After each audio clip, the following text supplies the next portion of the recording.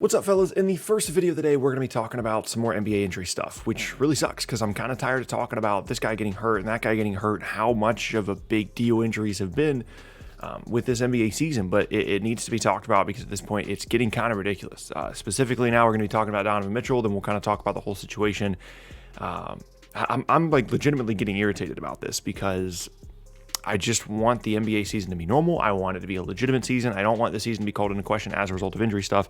And I feel like we are quickly approaching a situation where people are going to start questioning the outcomes of this season, questioning the motives of the league, questioning, whether this is a season that even needs to be happening.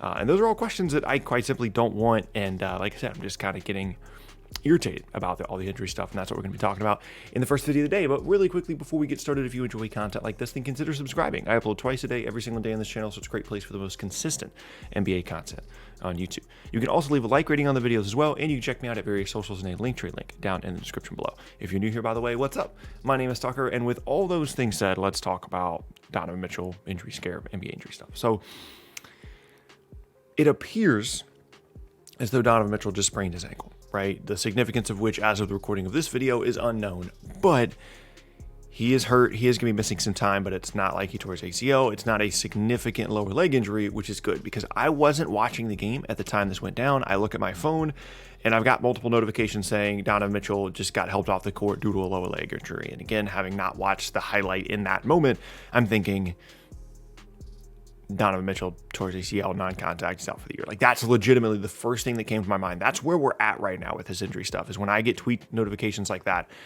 I'm just assuming that's it. The guy's out for the year. The Jazz have had this awesome season, and now their season's over. It just happened with the Nuggets the other day. I don't think they're contenders anymore without Jamal Murray. And it's like, okay, now it happened to Donovan Mitchell, and that's just where we're at. And it caused me to, again, just kind of evaluate this season, evaluate what it means, and evaluate what all this injury stuff means, as we talked about with the Jamal Murray thing the other day. And I went through, and this is literally just off the top of my head, right? Significant guys that have been injured this season. First, you can talk about some of the vets, right? Jamal Murray tears his ACL. LeBron missed significant time. Same thing with Anthony Davis. James Harden has been missing time lately. Kevin Durant, of course, has missed significant time. Mitchell now with this ankle injury. Gordon Hayward is another, and I'm sure there are many, many others. That's literally off the top of my head. I did no research to look into, any players that got hurt and missed significant time this season. And that's just among the veterans. I started thinking, okay, what about some younger players? Well, James Wiseman's out for the year now. LaMelo is another guy. SGA, Markelle Fultz, Ja Morant missed significant time, and there are others. And I say all this to say not that we're going to get through an entire NBA season without guys getting hurt, right? Injuries are a part of the NBA. They're a part of professional sports, and it's going to happen. And injuries are going to affect the outcome of what a team's season typically would have been. We've talked about this in the past, right? You can go back and look at any postseason run, and there are teams that got lucky or unlucky when it comes to injury stuff. And yeah, it's directly impacted titles, quite frankly. But it's always been part of it, and so it's never really been that significant of a factor, just given the fact that every team kind of deals with it, right? But when you start looking at like Indiana missing half their roster and teams really struggling to put 8 healthy players on the floor, that's when it becomes a really big issue. Like, think about how many times we've been leading up to an NBA game, and you're wondering if a team has enough guys to even put on the floor. Do they have 8 or 9 players to be able to actually play the game? We had a game canceled earlier in the year because they didn't have enough players. Now, granted, some of that's due to protocol stuff, but there have been times when it's been injury stuff as well. Guys needing to rest. They played their 7th game in 11 nights. And it gets to the point where it's kind of ridiculous. Like, I didn't even know. I don't know if you guys knew. I didn't even know that the minimum healthy players needed to play an NBA game was 8. I had no idea. That's something I didn't care to know because I didn't think that it was ever going to be an issue. And this year, at times, it has. And again, injury stuff is going to happen. Every single season in the NBA, there are guys that suffer significant injuries, whether it be in the regular season, whether it be in the bubble last year, whether it be in the playoffs, whatever the case may be. And that's just a part of it. And it's a really unfortunate part of it. But it's different. So like on one hand, you've got, a couple of injuries to someone like Klay Thompson, who it's very unfortunate the way that it went down for him. The Warriors have been pushing and pushing and pushing, have been going on this great run. And it's a pretty freak injury. And then, he hurts his knee in the finals after they just continue to make deep playoff run after deep playoff run. There's all that fatigue. He hurts himself. And then by the time he comes back, for the following year, then he injures his leg once more.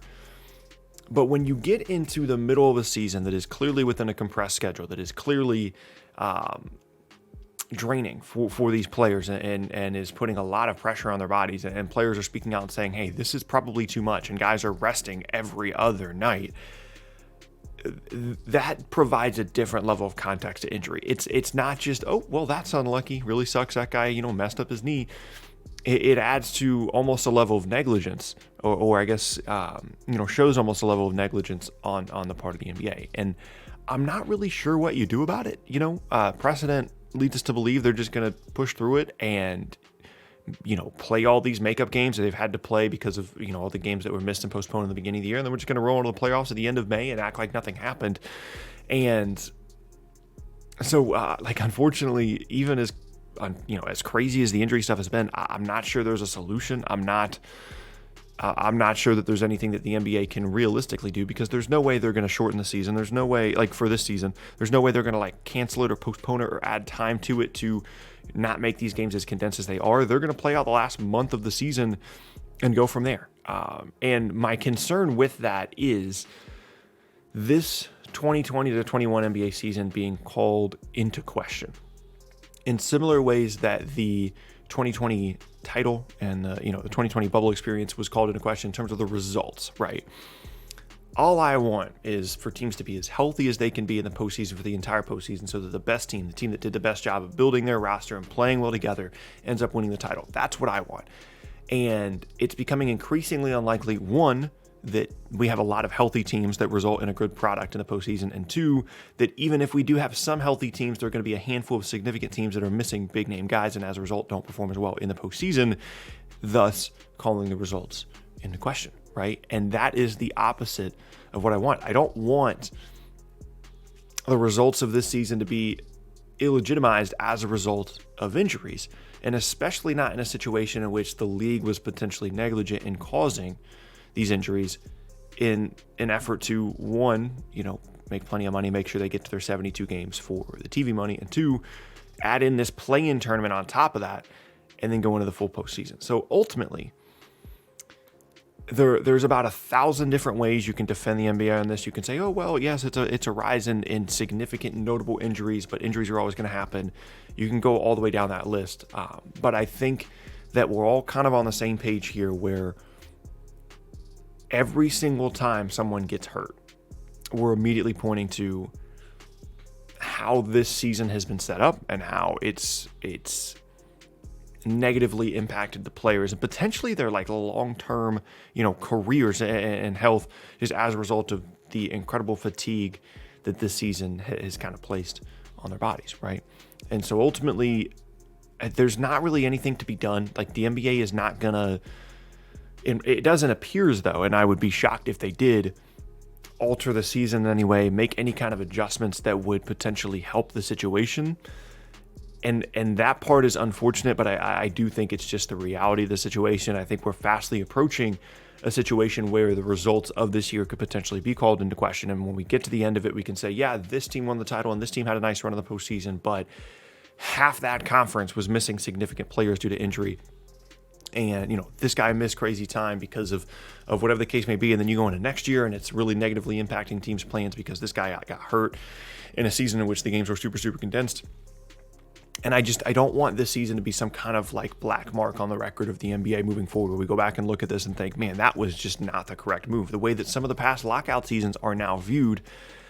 And I think quickly we're approaching that. And it's just unfortunate because, obviously the circumstances of the world that kind of necessitated the way the NBA is right now are not ideal. And I think we all kind of want, we want the NBA to be here. We want sports. We want that distraction from what is still a really unfortunate situation in the world. But I don't think we necessarily want that at the expense of the health of the players. You know what I mean? And it just would have been nice if the NBA had looked at this and said, you know what, 60 games is enough, and tried to figure out a way to get their TV money in a different way and negotiate a season that was shorter, that wasn't as condensed, that we could feel better about. I think we would all trade those 12 games per team in exchange for the long-term health of these players and for having a more fully healthy, legitimate, non-injury riddled season. And I understand that, there are revenue numbers that come into play and these guys are professionals. And like, I get the logistical argument to this. But I just, as a fan, it's irritating to have guys continue to get hurt, have the results of the season called into question. So I personally would have rather just, them not have played as many games if that is the direct cause of all this injury stuff.